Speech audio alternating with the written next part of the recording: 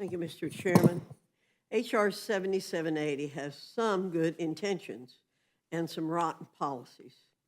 Let's start off with the legislation's provision to use mental health parity to enrich trial lawyers and stick it to job creators. While I fully support mental health parity in the workplace, I believe we can do so without sending the Department of Labor and trial lawyers after job creators. Under this bill, DOL will receive an additional $275 million over 10 years to go after plans and employers. DOL claims to have violated mental health parity requirements governed by the Employee Retirement Income Security Act, ERISA. It's important to note that these employers offer mental health benefits voluntarily. Let me repeat that. These employers are volunteering to offer mental health benefits to employees. Yet Democrats want DOL to take these employers to court. No good deed in the private sector goes unpunished in Biden's America. We should be providing resources for DOL to provide more guidance to plans, not funding a multi-million-dollar witch hunt. Remember, this is the same administration whose goal is to eliminate employer-sponsored insurance and move all Americans onto government-run insurance. This bill also gives DOL authority to assess civil monetary penalties against plans. If Congress allowed DOL to be the judge, jury, and executioner, what business would run the risk of offering mental health benefits? This is the definition of a perverse incentive, one that will ultimately lead to workers receiving less access to mental health benefits. This is a major mistake because, as my colleagues know, due to rampant inflation and COVID lockdowns, the mental health crisis in this country is growing. Further, this legislation serves as a full employment service for trial lawyers by prohibiting arbitration clauses, class action waivers, and discretionary clauses under ERISA. This will lead to exponentially more lawsuits against employee benefit plans, which will make plans much more costly to administer and delay worker access to benefits. Again, this will ultimately hurt the workers it is supposedly intended to help. Oddly enough, or maybe not, the bill exempts union-run multi-employer benefit plans from the provision banning discretionary clauses. Obviously, what is sauce for the goose is not sauce for the gander here. Two amendments submitted to the Rules Committee address some of the damaging provisions in the bill. Representative Diana Harshberger's amendment removes the bill's exemption for multi-employer union pension plans and for collective bargaining agreements so that union plans are treated the same as non-union plans. Representative Rick Allen's amendment makes the implementation of Title VI in the bill conditional on DOL releasing additional direction and resources to assist employers and plans to meet mental health parity requirements. I urge the committee to make these two amendments in order. H.R. 7780 also includes the Respond, Innovate, Succeed, and Empower, or RISE Act. While Republicans support the intent of this provision, some of the details present multiple problems.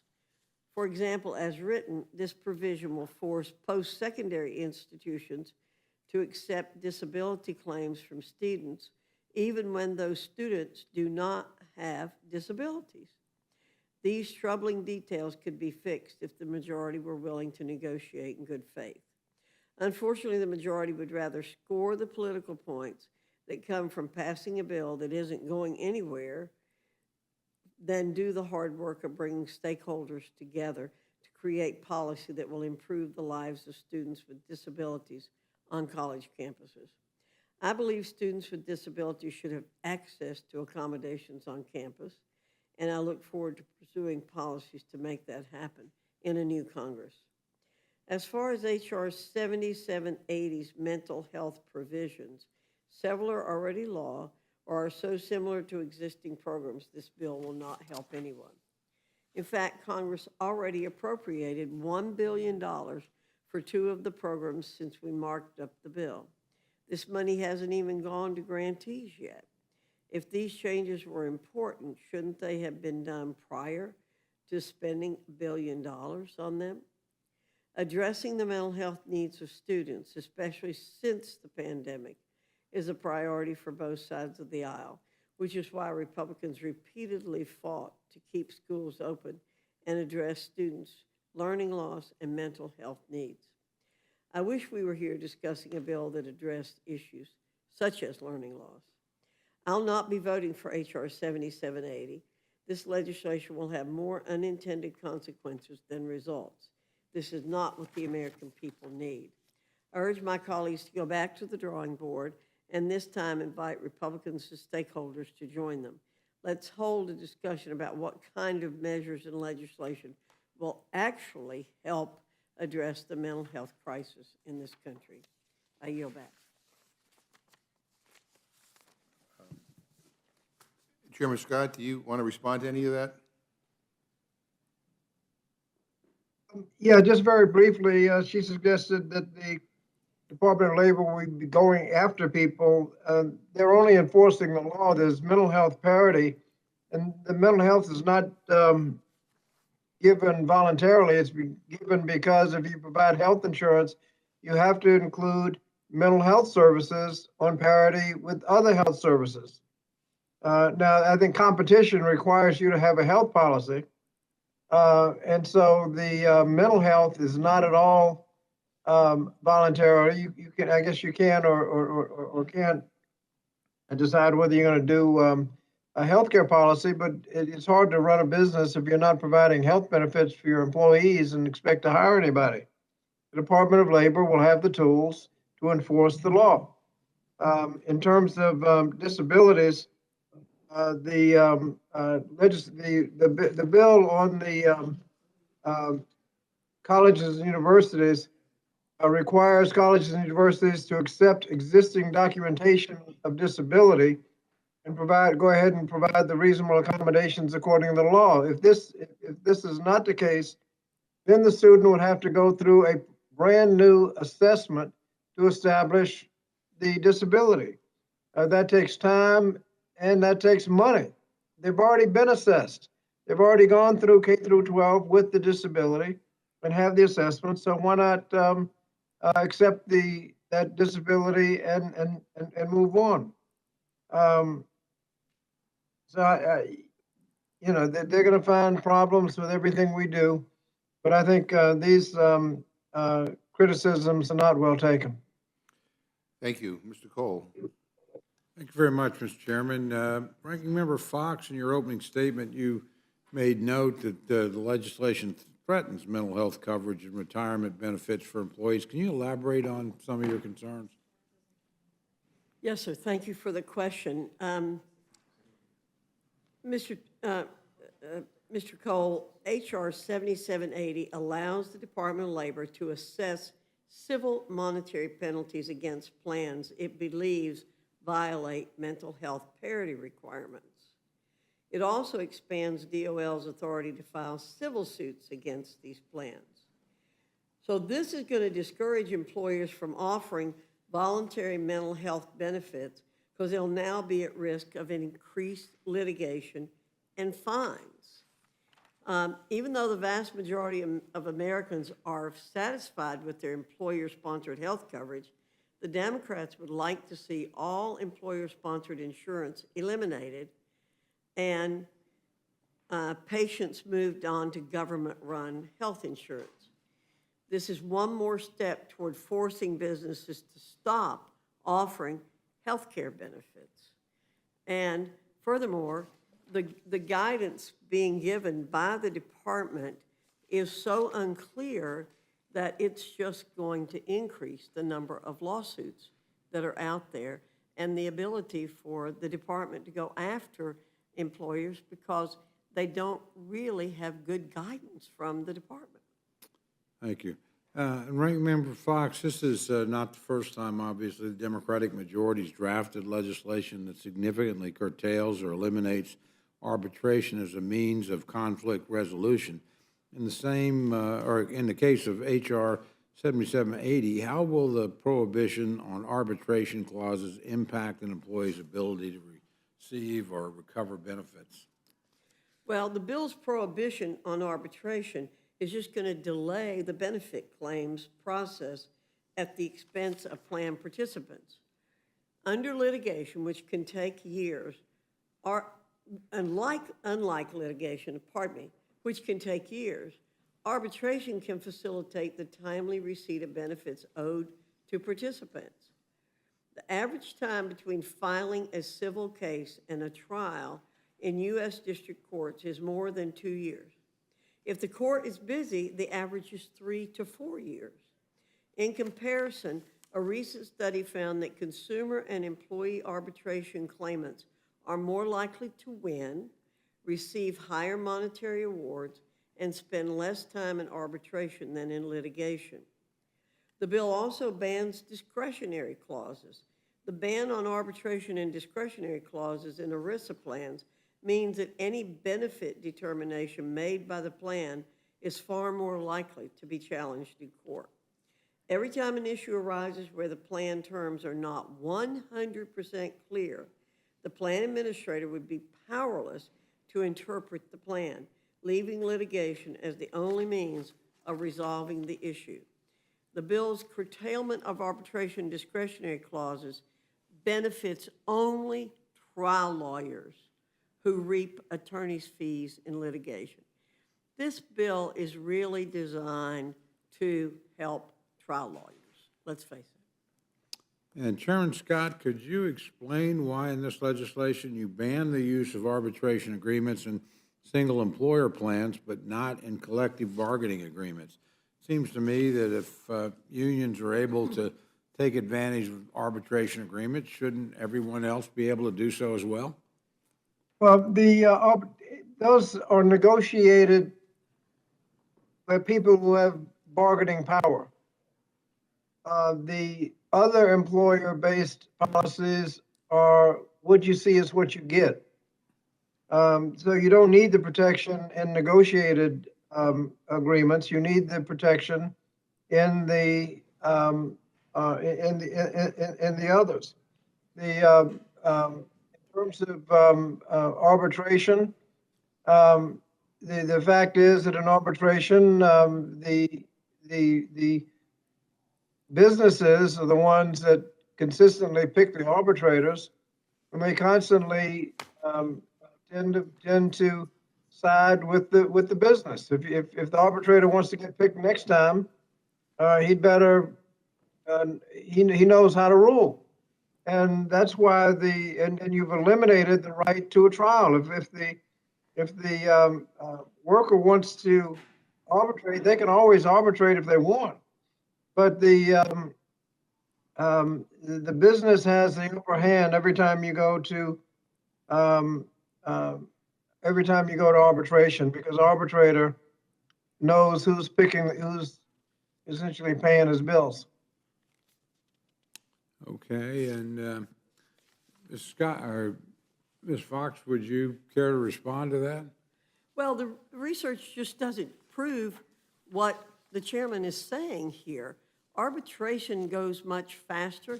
There's nothing that says that that they're always going to rule in favor of the employer. In fact, it's just the opposite. I just read that to you. Consumer and employee arbitration claimants are more likely to win, receive higher monetary awards, and spend less time in arbitration than in litigation. The facts belie what the chairman is saying. Okay, thank you very much. Yield back, Mr. Chairman. Thank you.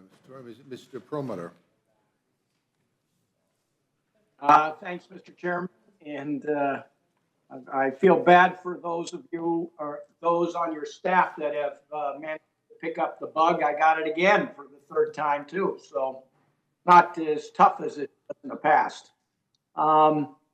Here's my question, Ms. Foxx. You and I have debated the value of arbitration clauses since I was on the Rules Committee way back when, and you were on the Rules Committee way back when, and I don't think anything has changed. The point being that the person has a choice. They could go to arbitration or they can go to the courtroom, but you're taking that choice away. And that's what you would like. This doesn't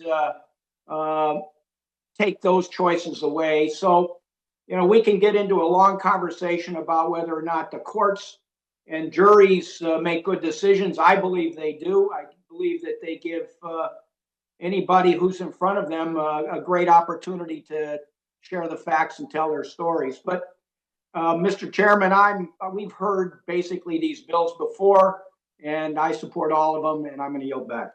Thank you. Dr. Burgess? Thank you, Mr. Chairman. It is it's unfortunate that we sit here right on the eve of an appropriations lapse, and this is what we're doing. Look, I've been very supportive of bipartisan mental health measures in the House, really going back to the time that I started in 2003. We passed, as a House, the Restoring Hope for Mental Health and Wellbeing Act of 2022 with large bipartisan support. I think that was in June of this year. This was the first comprehensive effort to address mental health since the coronavirus hurt all of us. Now, it was the Energy and Commerce Committee that did this bill, and I do serve on the Energy and Commerce Committee. I'd just point out, though, that Bill 7666, which has already passed the House, is proof that when Republicans and Democrats come together, Congress can provide a good and common sense product for the American people. So since that time, many of those same mental health priorities have gone on to be considered in the Senate. I think we have actually a good basis to build upon. Unfortunately, I don't think this bill before us today really provides us where we should be going. And again, I'll just say it's unfortunate because we do have a history, at least in other committees, of working together on this. We do have the power of the purse here on the legislative branch. We have a responsibility for funding federal programs that have proven to have successful outcomes.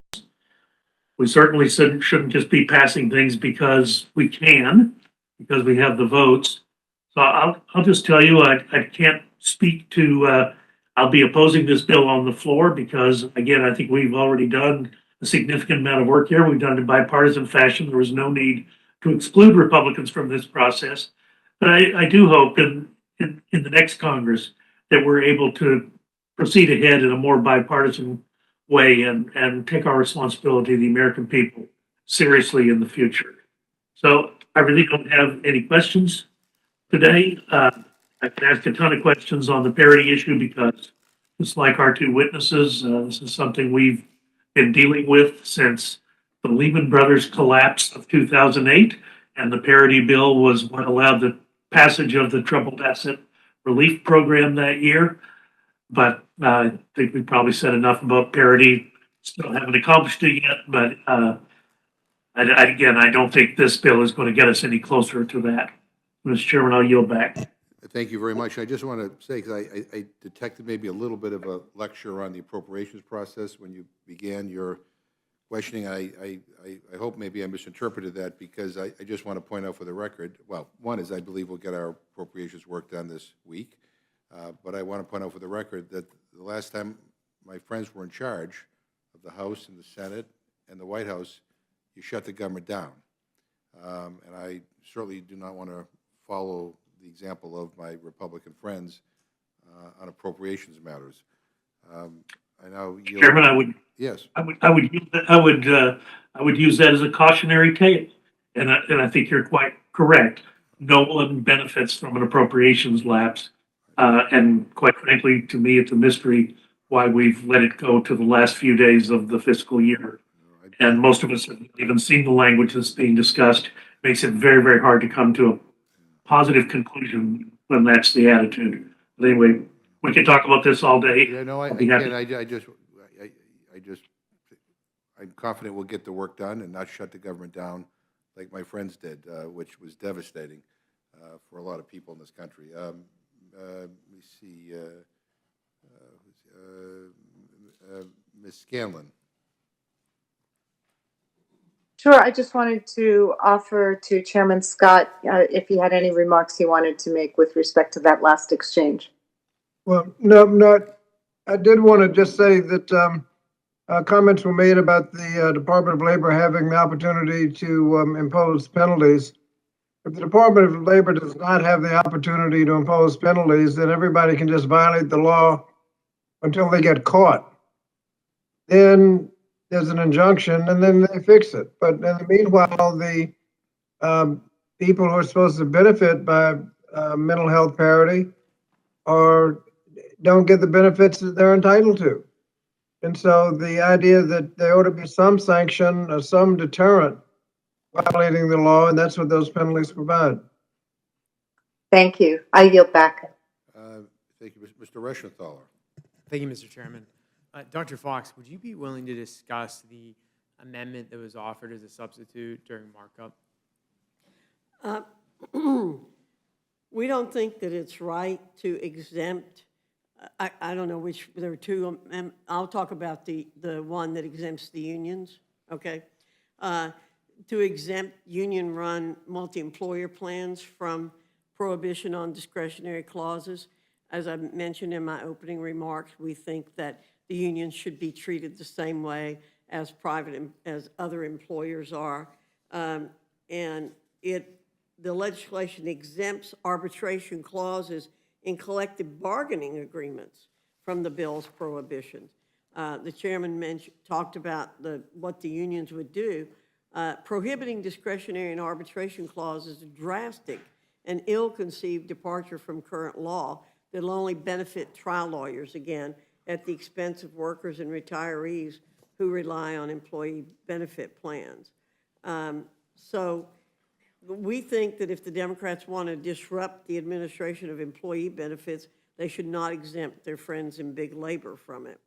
And it's not surprising that that's what they're doing, but that is what they're doing. Oh, okay. The other amendment, I'm sorry, I was thinking about the amendments we'd offered. We tried to rewrite the mental health programs to be one seamless program focused on local needs. Thanks, Dr. Foxx. I appreciate it. With that, I yield back. It looks like I'm yielding to Mr. Raskin.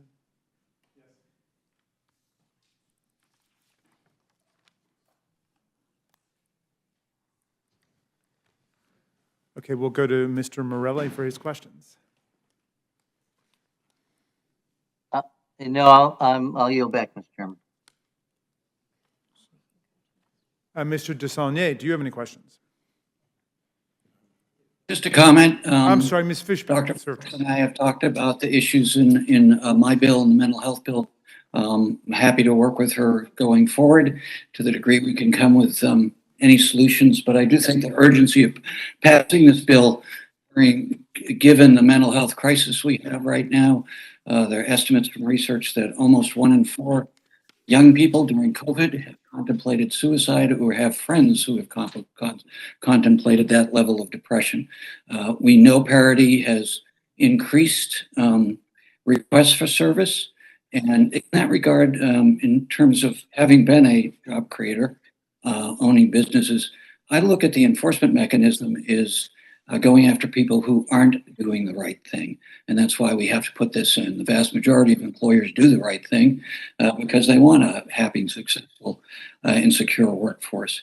So there is so much in this bill that goes to the urgency of right now for America to get people trained, to choose the fields, to provide the services that are invested in NIMH is changing the world and understanding mental health and behavioral health. So that's why it's so important to pass this. But I'd always be happy to work with the ranking member and the ranking member on the subcommittee I chair on the issues they're concerned with. That's all I have to say, Mr. Raskin. Thank you for the indulgence. I yield back. Thank you, Mr. Desaulniers. And Ms. Fishback? Thank Thank you you very for much, your Mr. Chair. And Ranking Member Foxx, I think that Mr. Reschenthaler was getting at a little bit at the alternative. You offered an alternative amendment and a different solution to the issue. And I'm wondering if maybe you could, if you wanted to expand on that you maybe had the discussion with Russian. You mean the Republicans, the at my Republican- understanding, and offered an alternative amendment well, for the bill. Let me talk to you some more about that. We put in parental consent in the bill because we thought that that was important, and we wanted to emphasize parental rights in that piece of legislation, which we don't see in this piece of legislation. So I think that's something that Republicans feel very strongly about. So, Ranking Member Foxx, is it fair to say that the Democrats didn't take any of the No. Republican suggestions and Correct. Correct. once again did this without any kind of minority input? Correct.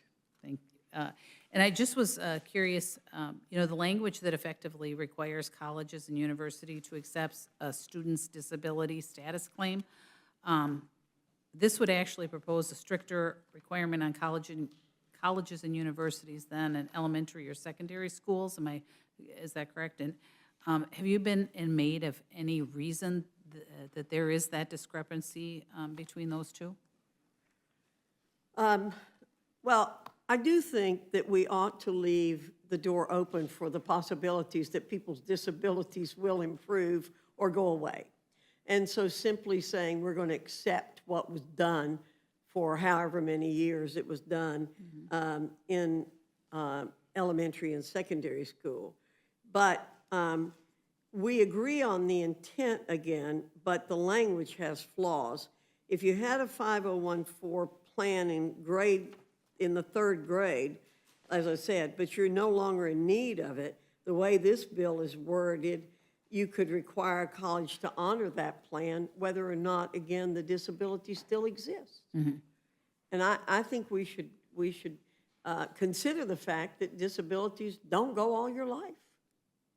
Or they change. Or they change. Or they need Right. different. Right.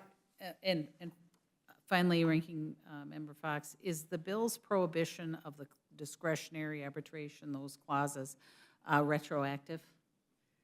Ooh, I'm not sure. Yes, it is. And so in other words, the bill is effectively voiding existing contracts, the way I Yes. understand it. All right, well, and I just have to, once again, just mention again, that again, the Democrats have gone on their own and will not take any kind of Republican input from the minority, even though, there's lots of Republicans who have lots of experience and input that they would like to give, but we have a take it or leave it, and they're going to And again, we've shown we care about improving services in mental health. It's not like we've put up a wall saying, no, don't go there. That's just not true. We've worked with them. And I take some issue with the chairman saying this is an emergency, we have to get it done. The chances of this bill passing in the Senate and being signed into law, I think, are nil. And so this, I think, is very clearly a messaging bill, like so many of the bills that have come out of our committee. It's that time of the year. Yes, it is. Thank you, Ranking Member, and then with that, I yield back, Mr. Chair. All right, thank you, Ms. Fishback. Ms. Ross, do you have any questions? No, Mr. Chairman, I do not have any questions, but I do want to commend our colleague on the Rules Committee, Mr. Desagne, for his leadership and also for his grace in dealing with the minority. As we all know in our districts, we need to deliver mental health services as quickly as possible. My dad was a psychiatrist. I have been working on these issues for decades, and the sooner the better. And so I support the bill, the underlying rule, and I yield back. And thank you for your thoughtful comments. Mr. Nagus, do you have any questions? Okay, I'm not hearing any from Mr. Nagus. In that event, the next bill